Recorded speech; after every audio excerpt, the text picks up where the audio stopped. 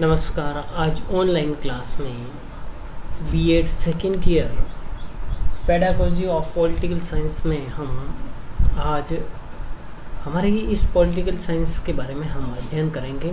लेकिन इससे पूर्व मैं आपको ये जानकारी देना चाहता हूँ कि राजनीति विज्ञान के अंतर्गत, या उसको हम नागरिक शास्त्र भी कहते हैं, इसके अंतर्गत आपके सेकेंड ईयर में 3 यूनिट का सिलेबस में दे रखी है। 3 यूनिट के साथ में ही तो राजनीति विज्ञान के पाठ्यक्रम के अंतर्गत 3 यूनिट दे रखी है आपके सिलेबस में। इन 3 यूनिट का हम बारी बारी से वर्णन करेंगे और लगभग हम कोशिश करेंगे कि 15 दिन में ये आपका जो इम्पोर्टेंट पार्ट है वह पूरा हो जाए। पहली जो यूनिट है आपकी करिकुलम एंड टेक्स्ट बुक, इसके अंतर्गत में आपको पाठ्यक्रम और पाठ्य पुस्तक के बारे में अध्ययन करना है। तो आज हम जो प्रथम यूनिट है उसका प्रथम चैप्टर है वो पाठ्यक्रम के बारे में यानी करिकुलम के बारे में हम अध्ययन करेंगे। करिकुलम जैसा कि अंग्रेजी भाषा की करिकुलम शब्द का हिंदी अनुवाद है, जिसकी उत्पत्ति लैटिन भाषा के क्यूरे शब्द से हुई है। क्यूरे CURR क्यूरे।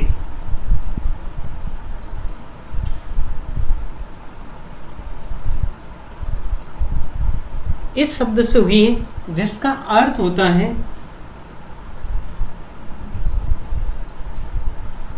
रेस कोर्स,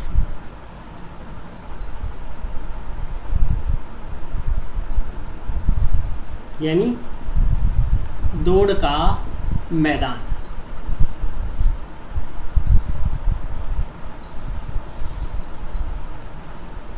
ठीक है ना। अब दौड़ का मैदान इस प्रकार पाठ्यक्रम वह दौड़ का मैदान है जिस पर बालक लक्ष्य को प्राप्त करने के लिए दौड़ता रहता है। ठीक है ना। अब इसके अंतर्गत वर्तमान में बालक इसके अंतर्गत है। ठीक है ना। और इसके चारों ओर ये पाठ्यक्रम है और बालक क्या करता है, इसको प्राप्त करने के लिए इसको इस चक्र का दौड़ता रहता है अंदर ही अंदर। तो ये क्या करता है, एक दायरा सीमित हो गया है कि भाई इससे बाहर नहीं जा सकते, इसलिए पाठ्यक्रम का निर्माण करना आवश्यक हो। फिर ये प्रश्न उठता है कि नागरिक शास्त्र या पॉलिटिकल साइंस में इस पाठ्यक्रम को पढ़ाने का क्या महत्व है, क्या आधार होना चाहिए। तो देखिए, जब तक कि जैसे कि मैं आपको पढ़ा रहा हूँ, मुझे ये पता नहीं होता है कि आपके 3 यूनिट हैं और 3 यूनिट में पहली यूनिट, सेकंड यूनिट और थर्ड यूनिट में कौन कौन से टॉपिक आ रहे हैं। ठीक है ना। तो मैं क्या करता, अपने हिसाब से लास्ट यूनिट वाला का कोई सा भी टॉपिक पहले पढ़ा देता, पहले वाले का लास्ट में पढ़ाता, और इससे क्या होता, अव्यवस्थित कार्य होता। इस अव्यवस्थित कार्य को एक व्यवस्थित, क्योंकि हम एक शिक्षक हैं और आप एक कितने ही बच्चों को ज्ञान अर्जन करवाएंगे, तो इसलिए हमें चाहिए कि हम अपना ज्ञान प्राप्त करने के लिए एक निर्धारित पाठ्यक्रम बनाएं और ये पाठ्यक्रम बनाने के बाद में हम उसको लागू करें। तो इसके लिए पाठ्यक्रम निर्माण होने से का अर्थ ये होगा कि हम इसी दायरे में घूमेंगे और इसमें हमें जिन सामग्रियों की आवश्यकता है, जिन सहायक सामग्रियों की आवश्यकता है, वह सहायक सामग्रियों का हम अधिक से अधिक उपयोग कर सकते हैं। जैसे कि अब ये राजनीति विज्ञान का है, ठीक है ना, पॉलिटिकल साइंस, ठीक है ना। अब इसके अंतर्गत किसी बच्चे का हमने 6 क्लास के बच्चे का पाठ्यक्रम बना दिया है या 11th क्लास के बच्चे का पाठ्यक्रम सिलेबस तैयार कर दिया है, तो अब हमें पता चल गया है कि लोकतंत्र पढ़ाना है। अब लोकतंत्र पढ़ाना है, 6th क्लास में भी लोकतंत्र है, 9th में भी है, 11th में भी है, ग्रेजुएशन में भी है।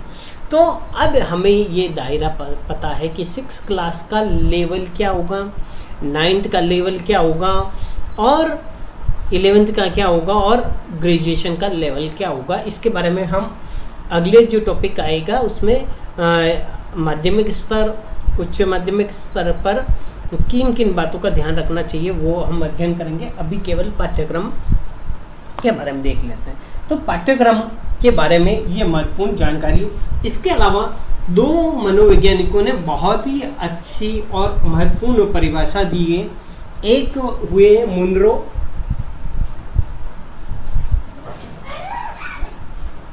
इन्होंने जो डेफिनेशन दी है, पाठ्यक्रम में वे समस्त अनुभव निहित हैं, यानी वे सारे अनुभव भी आ जाते हैं टीचर के और वो भूतकाल में जो हो चुका उनके, जिनका शिक्षा के उद्देश्यों को प्राप्त करने के लिए विद्यालय द्वारा उपयोग में लाया जाता है।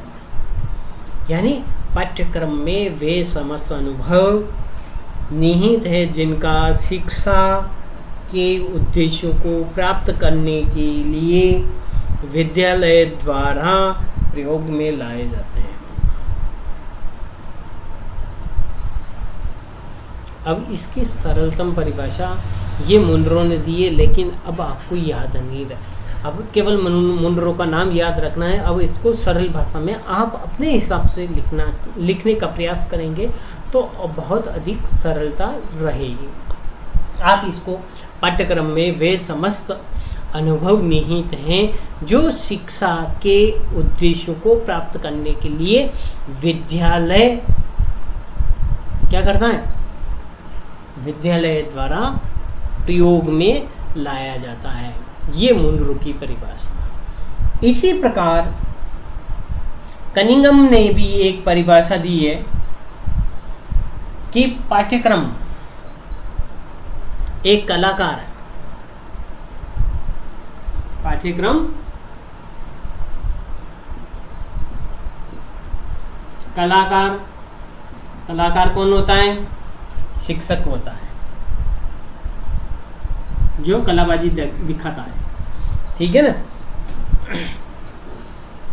कलाकार के हाथ में एक यंत्र है। पाठ्यक्रम क्या है, कलाकार के हाथ में एक यंत्र है जिससे वह अपनी सामग्री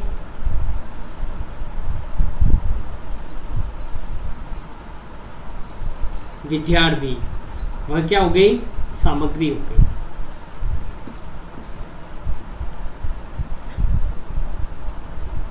सामग्री को अपने लक्ष्य तक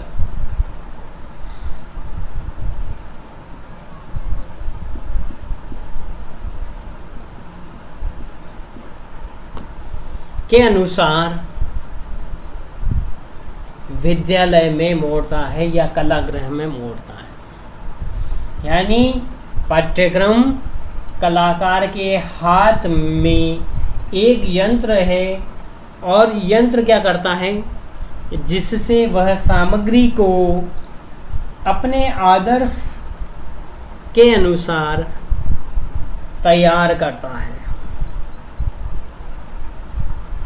शिक्षक, सामग्री, लक्ष्य और विद्यालय, इन सब चीज़ों से मिलकर हमारा पाठ्यक्रम कंप्लीट होता है। तो दो परिभाषाएं हमारे पास में आई है। एक में तो मुनरो ने कहा गया है कि अनुभव के आधार पे, और दूसरे कनिंघम ने कहा है कि शिक्षक एक कलाकार है और कलाकार क्या करता है, पाठ्यक्रम उसके हाथ में एक यंत्र है। यंत्र क्या है, पाठ्यक्रम, और कलाकार शिक्षक है और सामग्री जो है वह कौन सी है, वह सामग्री है आपके हाथ में विद्यार्थी, और लक्ष्य हमारा है उसको आदर्श नागरिक बनाना।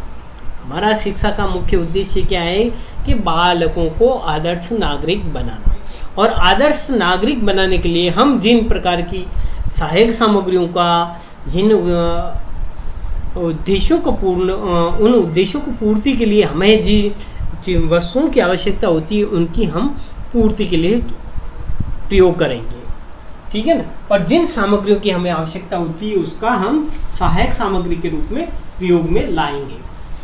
ये थे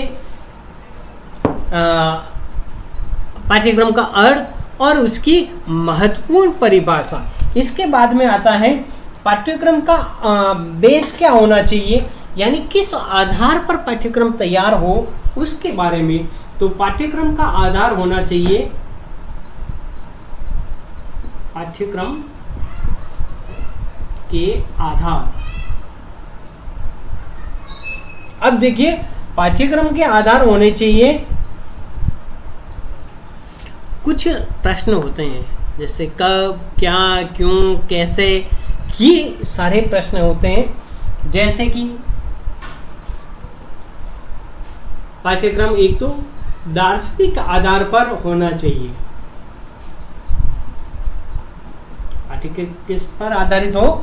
दार्शनिक आधार पर पाठ्यक्रम निर्धारित हो, जिससे क्या हो कि हमें दर्शनों की जानकारी भी मिले और वह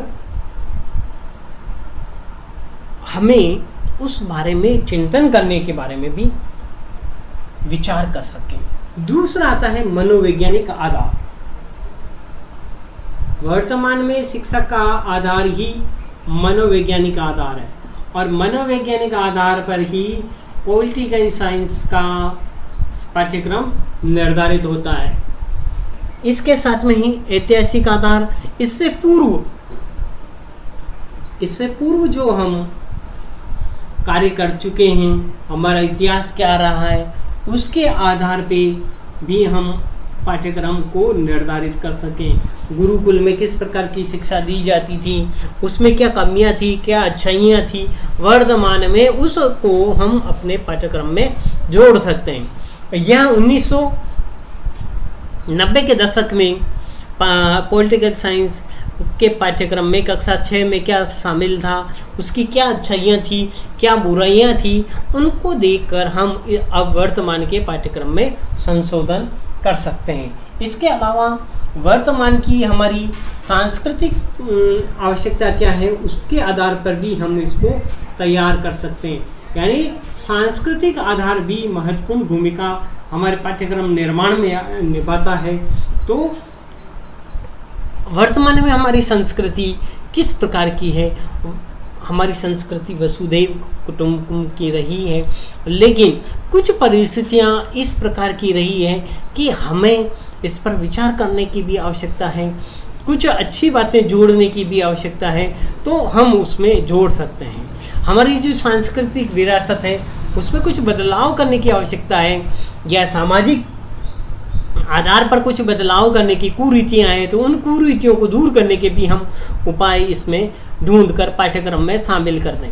अब पाठ्यक्रम में अब राजस्थान का पाठ्यक्रम अलग होगा, क्योंकि राजस्थान की सांस्कृतिक सामाजिक ये आधार अलग है। और आप साउथ में चले जाएंगे, तमिलनाडु में, आंध्रा में, महाराष्ट्र में, तो वहाँ की स्थिति अलग है, तो वहाँ की परिस्थितियाँ अलग है। जम्मू कश्मीर में चले जाओगे तो वहाँ की परिस्थितियाँ अलग है, वहाँ की सांस्कृतिक और सामाजिक भूमिका अलग अलग होती है। तो उसके आधार पर भी हम इसका निर्धारण कर सकते हैं। तो ये हो गया हमारा सामाजिक आधार। अब सामाजिक आधार के साथ साथ में ही हम एक और भूमिका महत्वपूर्ण रहती है, सामाजिक आधार के साथ में ही वैज्ञानिक आधार होना आवश्यक है। वैज्ञानिक आधार के बिना हम कोई भी कार्य करते हैं वह विश्वसनीय नहीं होता है, क्योंकि वरना क्या होगा, उसमें परिपाटी ये होगी कि हम कहीं से कोई भी सिलेबस उठाया और यहाँ डाल दिया, वहाँ से उठाकर वहाँ डाल दिया, लेकिन इसकी विश्वसनीयता बनी रहनी चाहिए। और इसको हम पूर्ण रूप से लागू करने के लिए विद्यार्थी, अभिभावक और शिक्षक, मुख्य रूप से शिक्षक की भूमिका महत्वपूर्ण है।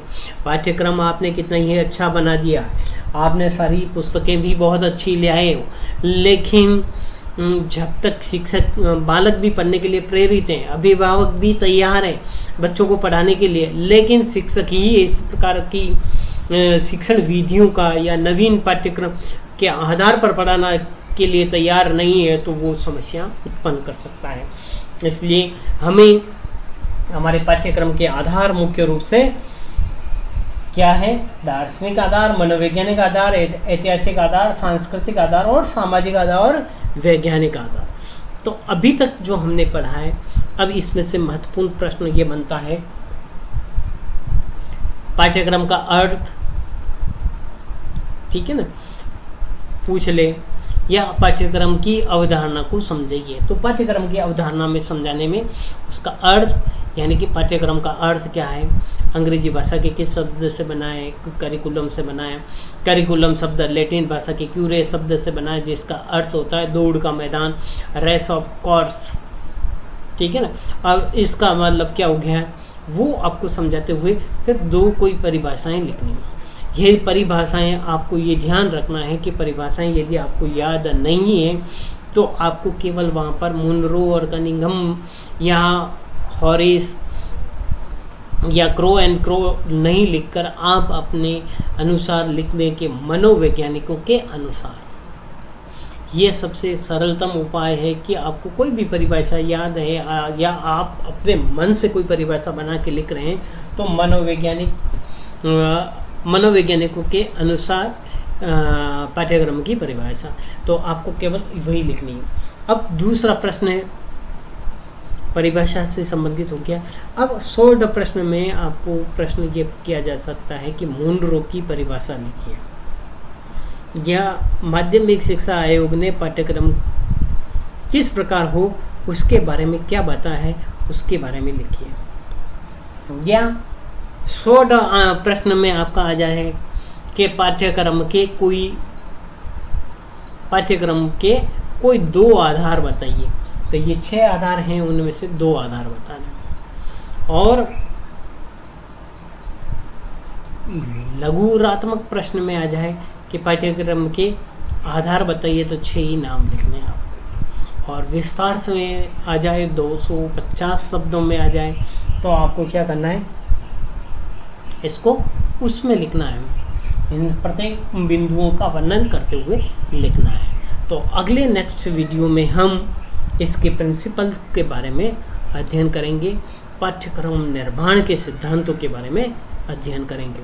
आप सभी लोगों से यही अपेक्षा की जाती है कि अधिकतम आप इस पाठ्यक्रम को जितना आपको बताया जाता है उतना पढ़ें, और इसके बारे में रिव्यू में भी आप इसके कमेंट्स बॉक्स में जाकर अपना रिव्यू दें, जिससे हम अपने